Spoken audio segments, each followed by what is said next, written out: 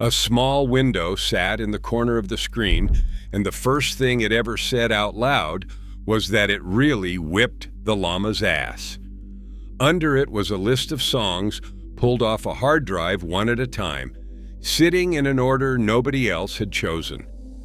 A teenager wrote that window. 60 million people were using it by 2001, and then a company paid $80 million for it and spent the next 14 years taking it apart from the inside. The software was called Winamp, and the window could look like anything: a brushed metal panel with fake screw heads, a wooden stereo face with a needle gauge, a cartoon skull. Users drew these skins themselves and posted them for anyone to download, and by the year 2000, there were roughly 3,000 of them in circulation. Nobody was paid to make a single one. Underneath sat a row of 10 small sliders, the graphic equalizer, which almost nobody understood and almost everybody moved anyway.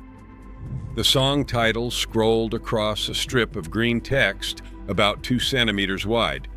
The whole player took up less room on the screen than a business card, and it opened in about a second on a machine that took 2 minutes to boot. Put the two ends of the story side by side. By 2000, Winamp had passed 25 million registered users. By 2001, the figure reported was 60 million. AOL bought Nullsoft in June 1999 for roughly $80 million in stock. In January 2014, AOL sold Winamp and its streaming service to a Belgian radio company for a figure reported at between $5 and $10 million. The standard account says Apple's iTunes killed Winamp, or that the software aged out and people moved on to something newer. Both hold a little truth. Both arrive after the fight was already lost. Winamp was not beaten by a better player. At the moment it changed hands, it had the users, the brand, a working internet radio system, and inside 2 years, an owner sitting on the entire Warner Music catalog. This is the story of what that owner did with all of it instead. You remember the playlist. It was not a service, and it was not a login, and nothing on it was recommended to you by anybody. It was a list of your own files, in your own order, on your own machine, played back by a window that would keep going until the hard drive gave out. That list is what this story is really about, because what AOL bought was 60 million people who had already built one. Winamp version 1 went out on April 21, 1997 as free software. Justin Frankel, then a student at the University of Utah, had wrapped a Windows interface around an existing MP3 decoding engine working alongside another student, Dmitry Boldarev. The first release could open a file, play it, stop it, and pause it. That was the entire feature list. Frankel set up a company for it in 1997 and called it Nullsoft. The business ran on trust. Download the player, keep it forever, and send $10 if it seemed worth $10. Enough people sent the money that a company with almost no staff and no sales operation was taking in around $100,000 a month. The name was a joke at Microsoft's expense. The mascot was a llama. The line about whipping the llama's ass came from a demo file bundled with the installer, recorded in the spirit of the Chicago musician Wesley Willis, who ended his own songs on lines exactly like that. Every part of the product carried the fingerprints of the small group of people who made it, and that detail is the one that turns on them later. By 1999, the player did considerably more than open files. Nullsoft had also built SHOUTcast, a streaming server and protocol that let anybody with a spare computer and a phone line run an internet radio station. Winamp could tune those stations from a menu. Thousands of them existed. A person in a bedroom in Ohio could click a genre and listen to a stream coming out of a bedroom in Rotterdam for nothing in 1999. That is what AOL was buying in 1999. An audience of tens of millions. A brand people decorated their own computers with. A working radio network that cost almost nothing to run. The media player was the smallest part of it. The purchase closed in June 1999. Frankel was 20 years old. Some accounts put the price nearer $100 million, though the fear most often reported is $80 million in AOL stock. The mismatch showed up straight away. Nullsoft was a handful of programmers who had named their company after an insult and shipped whatever they felt like shipping. AOL was the largest consumer internet company on Earth, with a legal department, a press office, and a quarterly earnings call. Frankel described the problem plainly in an interview with Beta News, saying he kept hoping the company would come around and realize it was killing Winamp, and that AOL always seemed too bogged down with internal politics to get anything done. In March 2000, while AOL was in the middle of merging with Time Warner, Frankel posted something else on the Nullsoft site. It was called Gnutella, a peer-to-peer file-sharing protocol with no central server for anyone to switch off, and he attached a note joking that AOL could bring you good things. AOL demanded it be taken down within hours and disavowed it publicly. The code had already been copied and it was gone into the world. The record industry was suing everything that moved over exactly this, and the merger that would hand AOL the Warner Music catalog had already been announced. The consensus about what happened next stops at Apple.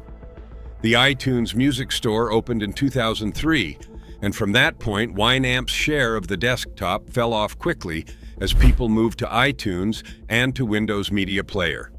All of that is true, and it is the part everyone remembers. As an explanation, it points at the wrong year and at the wrong company. Look at what AOL was holding in 2001.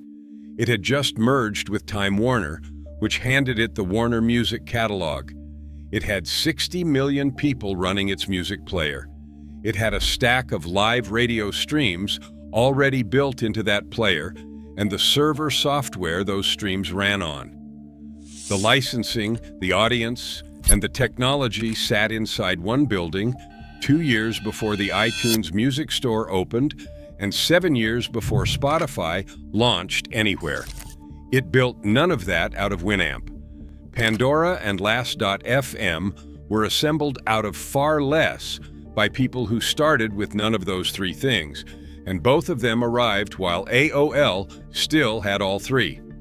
Rob Lord, the first general manager Winamp ever had, put the whole thing in one sentence years afterward.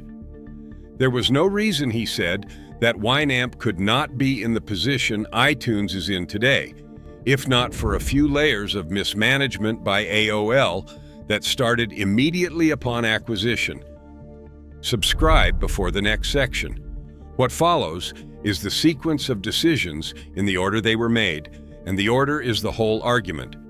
Start with what AOL actually did with 60 million music listeners. It tried to sell them a browser. Winamp downloads were used to push installations of Netscape and of AOL's own client software, so somebody who came for a music player left with things they hadn't asked for sitting on their desktop. That is a small decision with a large meaning behind it. A company that thinks it owns a music business builds a music business. AOL thought it owned a download page, so it used the download page to move whatever it was behind on that quarter. Inside AOL, Winamp was never a business with its own revenue to defend. It was a promotional slot with an audience attached, and promotional slots do not get engineers, roadmaps, or licensing deals. They get whatever the parent company needs installed this month. By the summer of 2002, the product itself started moving backwards.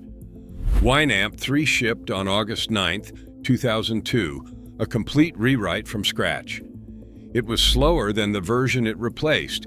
It consumed far more memory, and it was unstable on ordinary machines. Features people use daily had gone missing, down to something as small as the total running time of a playlist. What everyone had loved about the old player was that it stayed out of the way. The rewrite couldn't manage that. The retreat that followed is the part that rarely gets mentioned. In December 2003, Nullsoft released Winamp 5, and Winamp 5 was built on the Winamp 2 code with a few of the newer features bolted back on as plug-ins. There was no Winamp 4. The company had gone back to the version it shipped before AOL owned it and skipped a number rather than say so. That was the version of events visible from outside, a product getting worse on a schedule. Inside, the people who made it were leaving. Frankel resigned at the beginning of 2004, telling Slate that coding was a form of self-expression and that the company now controlled the most effective means of self-expression he had. AOL cut the division down and kept a handful of people. The software carried on for another decade without any of the people whose fingerprints were on it. On November 20th, 2013, AOL announced that Winamp.com would close on December 20th and that the player would no longer be available for download. The reaction was not the one AOL had planned for. Petitions went up within days, signed by people who had not opened the player in years and were not willing to watch it deleted. Old users wrote about the skins they had drawn as teenagers and about the first 100 songs they had ever put in an order of their own. Download mirrors appeared so copies would survive whatever AOL did. Microsoft was reported to be in talks to buy the software and the streaming business. On January 14, 2014, AOL sold Winamp and SHOUTcast to Radionomy, a Belgian online radio aggregator, at a price reported at between $5 and $10 million. The player was never switched off. It was sold for roughly a tenth of what AOL had paid to a buyer that mostly wanted the streaming infrastructure underneath it. Frankel went back to writing audio software on his own terms. The recording program he built afterward, Reaper, is still sold and still updated by his company, Kokos. Boldyrev had gone long before. Lord went on to run other music and technology companies. Radionomy kept SHOUTcast running and updated, which is the asset AOL had spent 15 years failing to use. In September 2024, the owners published the Winamp source code under a license so restrictive that developers refused to touch it and deleted the repository about a month later. The skins are still out there, thousands of them, sitting in archives, zip files a few kilobytes each, drawn by people who were 15 at the time and are now closer to 40. Open one, and it is a handful of small bitmap images, a play button, a pause button, a volume slider, a font, all painted by hand to look like brushed aluminium or varnished wood, or something nobody has a name for.